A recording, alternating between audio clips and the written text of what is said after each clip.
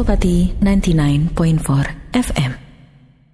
Ya Sobat Pasopati, berdasarkan Inmendagri nomor 30 tahun 2021 bahwa saat ini Bondowoso masuk dalam PPKM level 3 yang artinya secara otomatis proses pembelajaran tatap muka ini sudah mulai diperbolehkan kembali. Dan hari ini merupakan hari pertama di mana Bondowoso sudah membuka kembali pembelajaran tatap muka dan di seluruh jenjang sekolah mulai dari SD, SMP, dan SMA dengan menerapkan protokol kesehatan yang ketat dan juga maksimal kapasitas 50%. Suasana hiruk pikuk penuh bahagia terlihat di beberapa sekolah di kawasan Kota Bondowoso. Hari ini merupakan hari pertama Dinas Pendidikan Kota Bondowoso membuka kembali pembelajaran tatap muka setelah beberapa waktu yang lalu sempat ditutup seiring meningkatnya kasus COVID-19.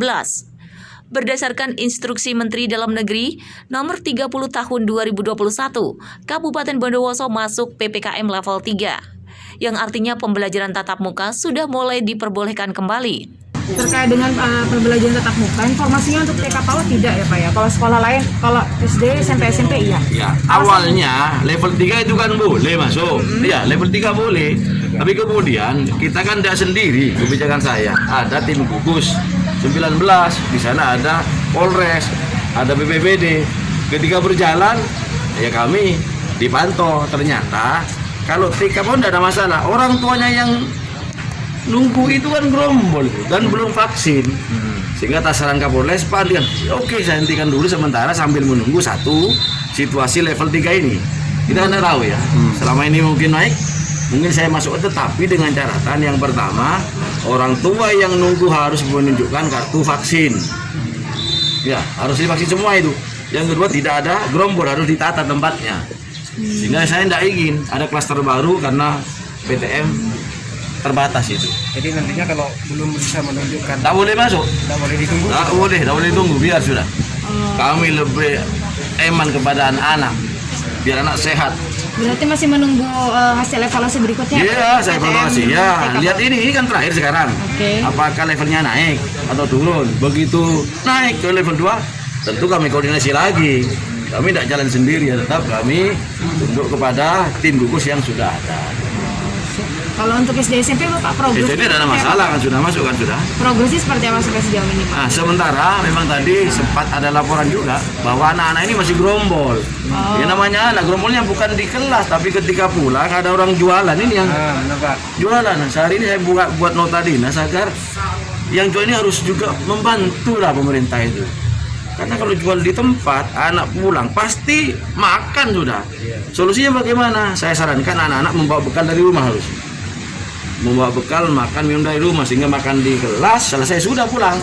Orang tua yang menjemput juga jangan telat edukasi anak-anak, jemput langsung pulang. Mudah-mudahan ini kerjasama ini bisa bagus dengan para pedagang itu. Karena waktu itu saya yang digoreng lagi, disalahkan pasti sudah. Mungkin ada peringatan buat pedagang di depan sekolah. Bukan kewenangan saya mengingatkan, Pol PP itu. Ternyata malah salah langkah nanti. Saya cuma menghimbau bahwa sekolah menyarankan kepada yang jual di depan untuk membantu itu juga. Iya kan? Atau tak usah naning di tempat itu ya, langsung Take away. ya, Tempat, ya seperti itu. Ini kan Boleh. kan naning di sana itu masalahnya. Langsung boleh Mas. Iya, iya. Oke. Kak, bagaimana nih Pak hari pertama masuk sekolah? Apa saja persiapan dari pihak sekolah ini untuk menyiapkan anak-anak masuk sekolah di tengah pandemi COVID-19 seperti ini Pak? Ya, suatu yang masuk pertama ini, pertemuan tatap muka pertama dan mengawali ini adalah suatu yang membanggakan bagi kita semuanya, menyenangkan, bukan hanya pihak sekolah, tapi anak-anak sangat senang sekali. Mulai tadi malam sudah mempersiapkan bahwa kalau hari ini adalah masuk pertama.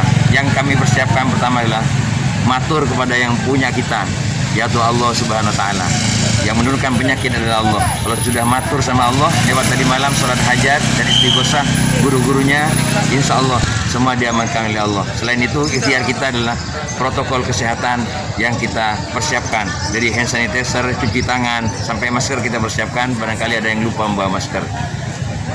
Iya, dan kalau pembelajaran kemarin yang sempat online Pak, ini kira-kira apa kendala yang dihadapi oleh pihak sekolah ini dengan pembelajaran yang daring kemarin beberapa waktu yang lalu Pak ini? Sebenarnya ada kendalanya, juga ada nilai positifnya. Nilai negatifnya, anak-anak karena diberi HP oleh orang tuanya, akhirnya setelah pembelajaran mereka main game dan sebagainya.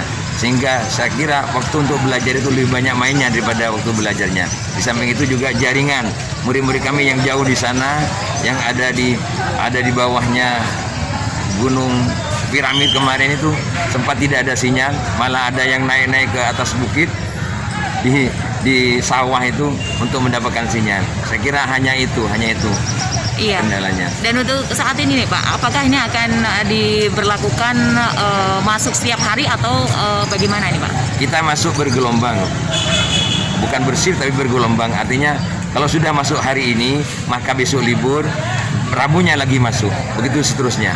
Jadi setiap anak mendapatkan jatah 3 kali masuk ke sekolah.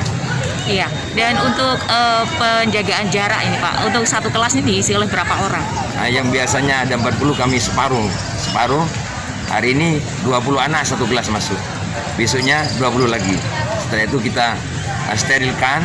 Setelah keluar pulang anak-anak kami sterilkan semuanya. Iya. Oke. Dan untuk harapannya Pak, ini ke depannya bagaimana? Ya, tentunya kita sangat berharap pada Allah, mudah-mudahan semuanya ini diakhiri oleh Allah dan anak-anak masuk kembali normal, sehingga mereka bisa belajar lebih rileks lagi, mereka belajar lebih senang lagi, lebih gembira lagi, tanpa persyaratan-persyaratan yang mereka sangat tidak inginkan seperti pakai masker dan sebagainya.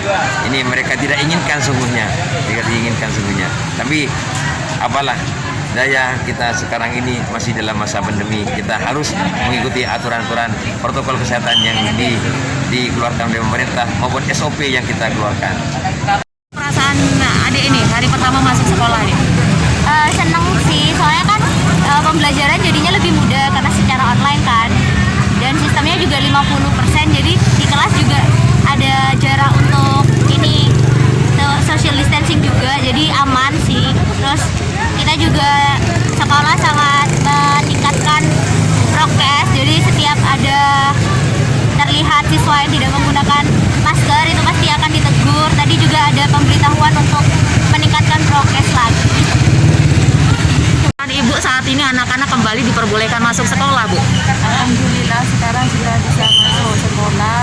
Selama 1,5 tahun tidak bertemu sama teman-teman, sama ustadzah.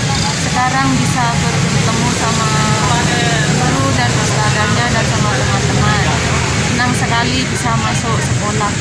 Ya, kira-kira ada kekhawatiran nggak, Bu, anak-anak masuk sekolah dalam keadaan masih pandemi COVID-19 seperti ini? Tidak, bisa kita jaga protokolnya dan kita bisa jaga jarak. Iya, dan selama pembelajaran daring, Bu, kira-kira apa sih yang Ibu rasakan ini dalam mengajari anak-anak di rumah ini, Bu? Anak-anak susah kalau pakai daring itu, soalnya banyak main, terus soal itu jarang dikerjakan kalau ibunya itu yang nyuruh. Harapannya ke depan apa ini, Bu, dengan pembelajaran tatap muka ini sekarang? Ya, semoga anak-anak bisa semangat sekolah dan seterusnya terus sekolah. Dan selain itu, Sobat Wasabati, walaupun pembelajaran tatap muka sudah dilaksanakan, namun Kepala Dinas Pendidikan Bondowoso, Dr. Andes Sugiono, mengatakan bahwa pihaknya akan terus memantau kondisi dari Bondowoso, terutama dari PPKM saat ini.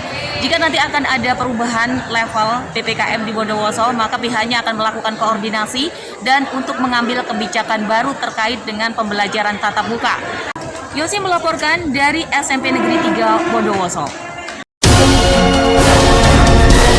Headline News. Pasopati 99.4 FM.